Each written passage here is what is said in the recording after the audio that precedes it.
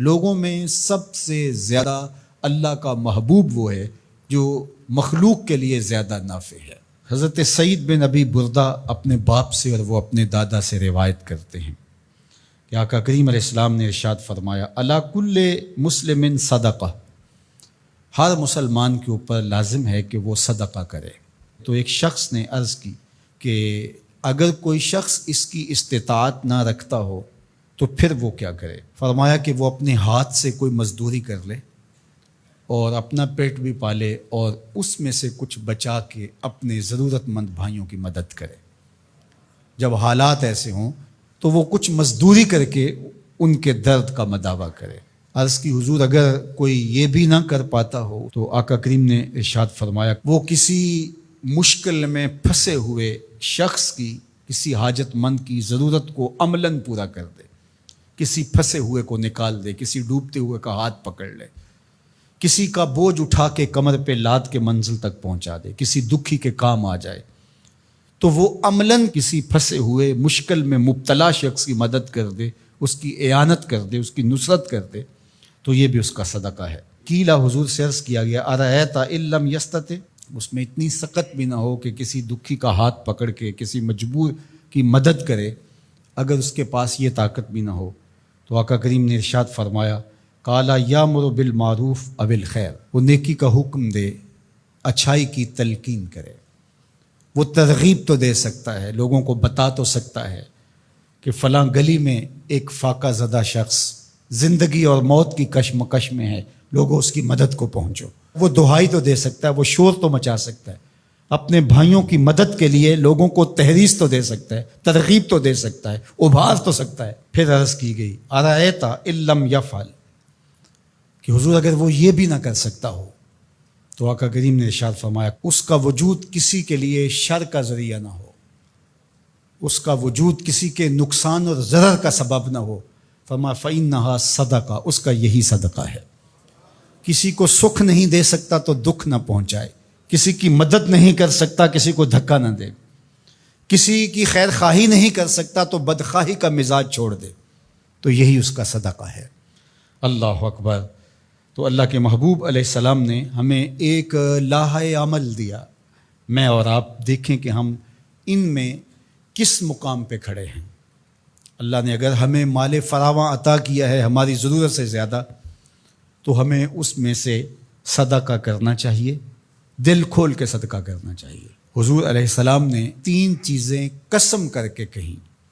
کہ میں محمد صلی اللہ علیہ وآلہ وسلم اللہ کی قسم کر کے کہتا ہوں ما نقصا مال عبد من صدقہ، صدقے سے مال کبھی کم نہیں ہوتا۔ اور سنو اللہ کے محبوب کیا فرما رہے ہیں، اور میں ان لوگوں کے نام اپنی محبتیں پیش کرتا ہوں جو اس وقت میدان عمل میں موجود ہیں اور گرم موسموں کے تھپیڑے گوارا کر رہے ہیں اور اپنے بھائیوں کے ساتھ مشکل کی اس گھڑی کے اندر، مصیبت کے ان لمحات کے اندر کھڑے ہیں۔ مفلوق الحال لوگ اپنی غربت، لاچاری، بیماری، بھوک، ننگ، افلاس کی وجہ سے بعض اوقات تہذیب بھی کھو بیٹھتے ہیں، لیکن اس کے باوجود اس پہ صبر کرنا اور ان سے الجھنے کی بجائے ان سے محبت اور شفقت سے پیش آنا۔ ہمارے 3 کارکن زخمی ہو چکے ہیں، پتھراؤ کیا گیا مختلف جگہوں پہ، اور یہ پرسوں تو رینجر نے ہمارے دوستوں کو نکالا، لیکن اس پر تکلیف ضرور ہوئی، لیکن غصہ اس لیے نہیں ہے، خدا نہ کرے اس مشکل میں ہم پھنسے ہوں تو ہمارا روح سخن کیا ہو۔ پیچھے بچے بھوک سے مر رہے ہوں، پیاس سے تڑپ رہی ہوں بیٹیاں، تو انسان لڑنے کو آئے گا، انسان الجھ پڑے گا۔ تو دوستوں نے کہا کہ ٹھیک ہے، قریبی علاقوں کے اندر آپ یہ جو ٹرک وہاں آپ کے پاس موجود ہے بانٹ کے آ جائیں، سامان سے زیادہ جانیں اہم ہیں۔ تو میں سلام پیش کرتا ہوں اپنے ان ساتھیوں کو۔ انہوں نے کہا کہ ہم جو ان علاقوں کا وزٹ کر کے آئے ہیں جہاں ابھی تک کوئی مدد نہیں پہنچی اور 5-5 6-6 دن سے وہ لوگ بھوک میں تڑپ رہے ہیں، تو جو بھی ہوگا ہم مشکل سہ کر بھی ان تک پہنچنے کی کوشش کریں گے۔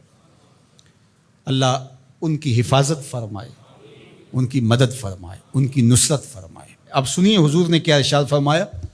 یہ میرے ان دوستوں تک جب میسج پہنچے گا تو ان کو بہت تسکین ہوگی۔ آقا کریم علیہ السلام نے ارشاد فرمایا کہ میں اس مسجد میں یعنی مدینۃ المنورہ کی اس مسجد یعنی مسجد نبوی میں 1 مہینہ اعتکاف کروں، اس سے زیادہ محبوب رکھتا ہوں کسی مومن کی حاجت کو جا کے پورا کروں۔